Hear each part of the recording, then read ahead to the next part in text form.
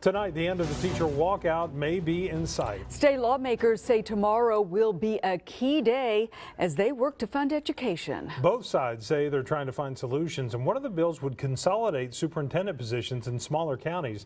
News on 6's Amy Kaufman is on the story with the latest. Amy? Well, Craig and Terry, two lawmakers that I spoke with tell me they've been speaking with countless teachers in their offices this week, trying to find ways to come up with a permanent solution. So they've been working on several different education reform measures, one of which would consolidate superintendents in counties with fewer than 400,000 people. We have to serve our communities in every single way possible. Stephen Ostrander teaches math at a rural Sequoia County school, a county with 11 different districts, more than half of which have fewer than 500 students. The population is shrinking.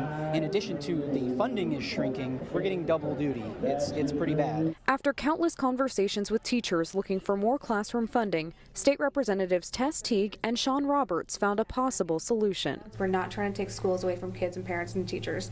What we're trying to do is consolidate superintendents. Preliminary numbers show that this could save more than $40 million in funding. However, Ostrander worries about favoritism in consolidation. Let's say that the superintendent of the schools was stationed specifically in Roland. He puts his kids in school at Roland. Okay, so we're going to rely on this one person who's running all the schools in our entire county to fairly treat every school individually and not give preferential treatment to the school that his kids go to. Teague and Roberts say they wrote two different options into the bill to deal with that.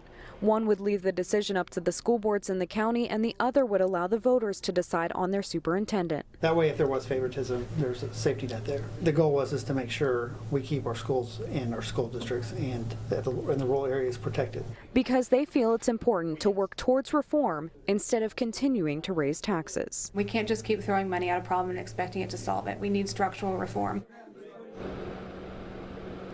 Now, this is one of 6 different measures that Representative Teague and Representative Roberts have come up with, and you can read about the rest of those on our News on 6 app.